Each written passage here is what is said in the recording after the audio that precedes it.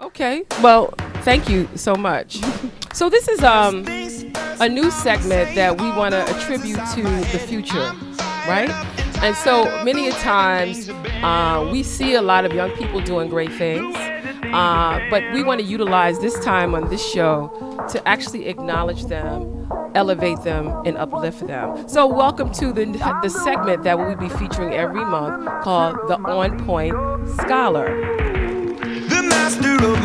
So the OnPoint Scholar exhibits a person who excels in whatever they do extracurricular-wise, as well as what they do in school.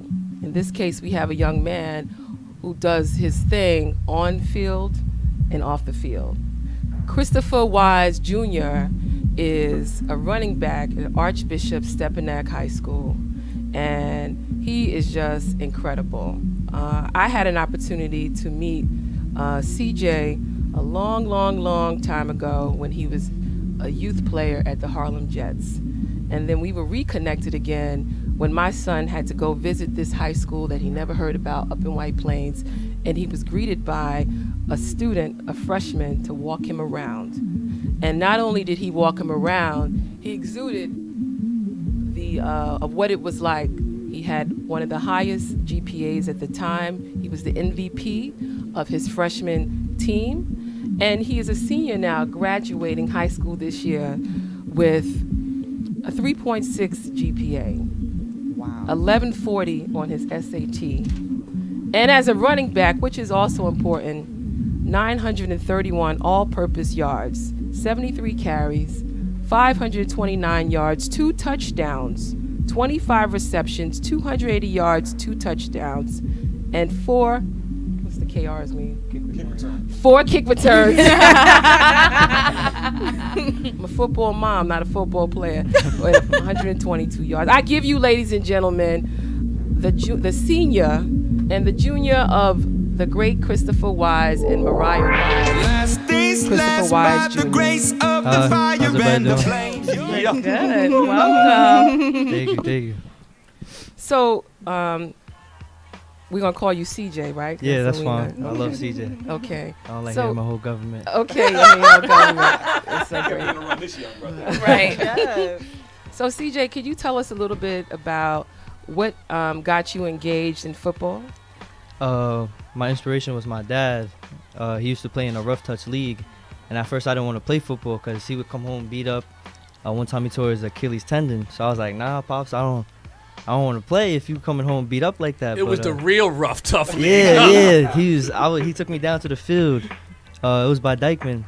They would be pushing each other. I'm like, I don't want to do this, get hurt. But one day I was like, "Yo, Dad, I want to play football," and he was like, "Really?" So he put me in a flag football league by our house. I was 5 or 6 years old. Then after that, he was like, because every Sunday we watch NFL football games. And after that, he was like, would you like to do what they do? And I was like, what you mean? He was like, you want to play tackle football? And I was like, yeah. So age 7, that's when I had my first tackle football season with the Bronx Wildcards. Then I played there for 1 season, and after that, went to Harlem Jets from about age 7 to age 13. And I met a lot of brothers for life there, and I learned a lot from a lot of the men that coached there. That's amazing. One of the things I'd like to ask is, we heard your bio. You're a tremendous football player. You're a tremendous student. And I think greatness comes with consistency. Yeah. So what are the things that you apply to both your studies and playing football? What are those common threads between being great at all the aspects of your life? Well, I was taught if you want to be great at something, you got to do it over and over and over again. So when it came to football, weight room, field work, stairs, and the same thing for academics. You got to study. You got to study your notes every night if you want to get that 90, want to get that A, and that's what my parents always told me. right, quick question, dog. So CJ, you ain't got no other name? Like CJ Good Play? Nah. Like you ain't got no other name? Like, you know, because you gotta work on your name. Yeah, I know. Nah, they called me Rock way back then. Okay, Rock. Okay. Rock away. Learn some stuff Yeah, now. That's how you Yeah, because I would hit very hard. Oh, when, you so okay. tackle football, yeah. So, when I started all them jobs. running back, right? Yes, sir. Did that ever make you play or like, yo, man, we want to make you a defensive end or we want to make you Yeah. another position? Did they Yeah, ever nah. like try to position you like that? Yeah, so freshman year, I actually started at corner as well. And it was pretty fun, but then going into my JV year, sophomore year, I messed my knee up. So I was like, you know, I don't want to play both sides, and I didn't really feel ready Oh, you yet. were two, ain't it? Yeah, I was. It was Iron Man, fun. go ahead. But yeah, so last time I played defense, though, was freshman year. You ever get like a little bug to hit somebody? Yeah, I do actually, but you know, I'm not always the biggest person on the field, so I felt like defense I leave to the bigger guys. They can handle that. There you go. I'll take the rock and do my thing. There you go. You spoke about early on how your dad would come home, you sort of beat up, so to speak, and at first you were thinking, no, Dad, you know, Nah, that yep. isn't something that I want to do. So it seems like, you know, maybe one of my favorite slogans is moving past your fear, and if you can't beat fear, sort of Right. do it scared, that sort of thing. So what made you change your mind and decide that, you know what, this is something that I want to do, and despite the potential of having an injury or two, that I want to continue to sort of pursue this, you know, this field? Right. Oh, well, like I said, every Sunday we would be watching NFL games, so like it was always fun to me to watch. So, you know, after a while, when you see something that's fun to you, you get tired of just watching and you want to do. So I was finding like, you know, I want to try it out.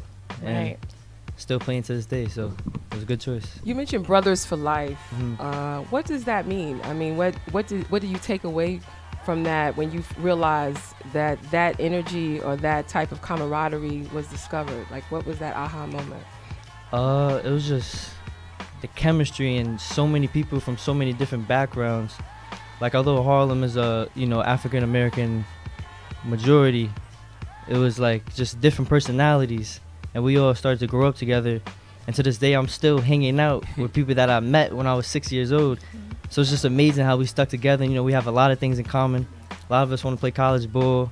You know, a lot of us, we go out, we hang out late at night sometimes. So it feels good to And what still about be at close. Stepinac? Did you establish that type of camaraderie? Yeah, Stepinac is all types of people there, and my mom and dad was very heavy on diversity, which is a big choice of choosing. A big reason why I chose Stepinac. I have another question for you though. Now, Bussy, as a running back, give me your top three. Because I know you got like, I want to be like the endurance of Walter Payton. I want Top the, three, the speed of Dorsett. Like, what's your top three? My top three, I would say Adrian Peterson. AD all day. How come? He got everything. He's 6 feet. He can run you over. He can juke you. And he'll spank that ass. That's Continue. right. LaShawn McCoy. Oh, shifty, shady. He's Okay, so- I see you. When I saw him make those moves, I wanted to mimic him. Wow. And third, I'm gonna have to go Darren Sproles. Okay, There you go. okay. That's a, see, I wouldn't have. Versatile. Versatile. That's right, yeah. And he's a guy that people overlooked a lot. That's Like, right. you look at Yeah. Darren 'Cause he's a Sproles, short like, guy, so- yeah, you like 5'6", you're not gonna bring it Yeah. to the table. He's like, I'm gonna prove everybody wrong. Mhm. Play He a that problem chip. though. He plays that chip on his shoulder. That's right. And he used that to his advantage. It's That's hard to right. get your arms around that dude. Yeah. So you mentioned college, and you're a senior in high school. What is your top college pick, or top 2 or 3? Keep it top 3. Let me stop. Oh no! Right now, I'm still working Right. Okay. on getting some scholarships. I'm talking to a lot of schools from many different places. But if you had your number 1 pick, where would you go? Can't say that. You can't Yeah, say. I'm not Oh, I'm sure. sorry. That's all good. That's all good. NCAA rule breaker over So here. So CJ, let me ask you this: What's since schools are still checking you out, tell them what they're gonna get if you when they offer you. What are they getting when they get CJ coming to their school? Tell them what they're waiting for. They're getting somebody that does not care about the size of the person in front of them. I got the biggest heart on the field. I might be the smallest, but I got the biggest heart. I'm gonna work hard because all my life I've been taught a winning lifestyle, and that's all I want to continue. I don't know about losing. I just want to win chips. The most impressive thing about me That's is that you're a awesome. student athlete. Yeah. Tell me about the student part. I mean, 3.6? Yeah. Come What's your- on, man. Stop playing. What's your Like, favorite subject? Like all of them? Like what? Nah, I would say lunch. Nah, let me stop.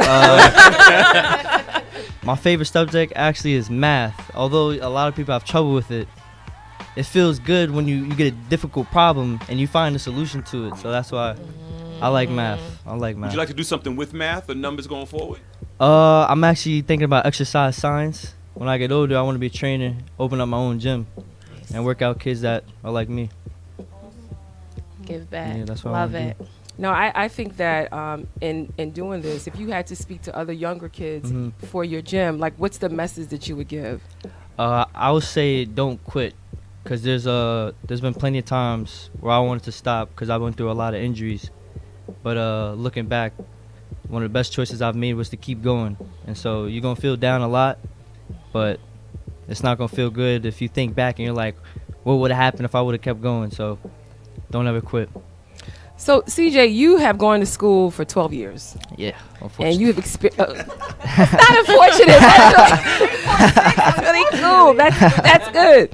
So, like, could you tell us, like, what experience, like, what is a memory that you have that you just said, you know, this is going to be like, this is an experience for me in school that I will remember. It could have been an experience with a teacher, it could have been an experience with another student, but what's something you remember as you reflect back in your 12 years of school? It's amazing, right? It went so quick, right? When you say 12 I years, know, it's it makes true. me feel old. You're not old. That's over right? a decade of education, Right. son. That's a That's long right. time of being That's in right. school.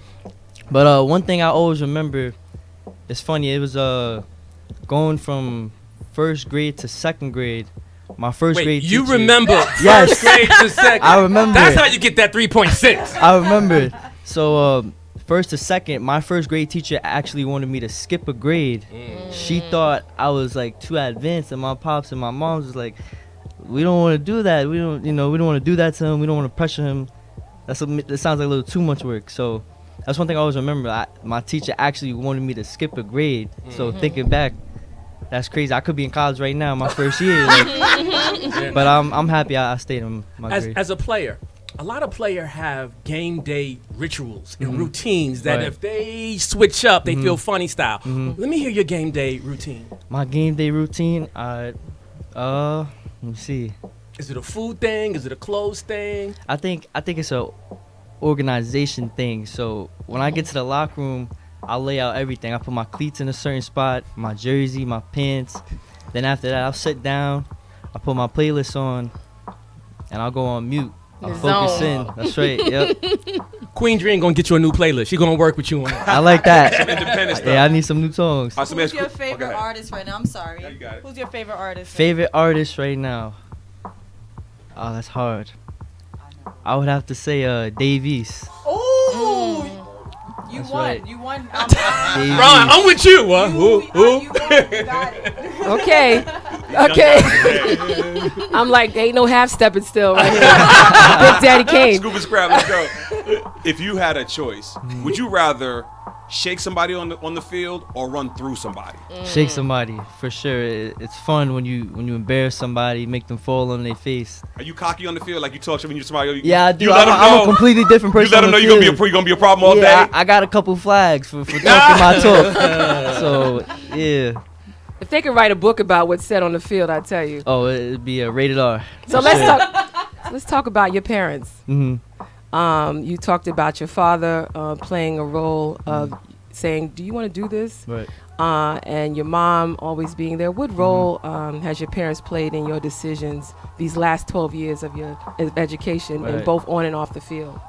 Huge role. My pops, he taught me what hard work means, to be honest. And my mom she's the one that never gives up on me. Like when she sees me down, she's like, "Nah, you can do this. Pick your head up." And the same with my dad. And they inspire me to keep going. I know Mariah is crying right now on the phone. But you know, if you could say something to your parents that you probably don't normally say, you know, sometimes we leave you guys leave the game and you grunt and be like, just let me get in the car and go to sleep. Yeah. If there's something that you want to say to your parents, what would it be? I know at times I can be hard-headed. I can act like I know everything, but I will forever always take in your advice, come to you to vent, and I will trust you with whatever information I got to get off my chest. Somebody's crying somewhere. Oh my God, I'm about to cry. It was almost me. I was like, where you going with this? Well, you have it, brothers and sisters, ladies and gentlemen, the OnPoint Scholar, Mr. Christopher C.J. Wise. Thank you for having me. Yo, CJ, you want to shout any of your Harlem people real quick? Ah, my man Damani, my man Dexter, my boy Johnny. Okay, well, you know, you're doing your thing. We wish you nothing but the best. I only see good things. With a great attitude, you're going to do everything that you want. Yeah. And, Thank you know, hopefully we'll be hearing back from you, whether you're opening the gym as the former NFL player that you'll be, Yes. or whether you'll be that graduate from that Ivy League that is looking at you, I'm sure, Yep, and you thank rock it out. Thank you. Schools take notice. Come get them. Yes, sir. All right, everybody. Thank We'll be you. right back. CJ Wise, OnPoint Scholar. Student athlete. Let it snow, baby, let it snow.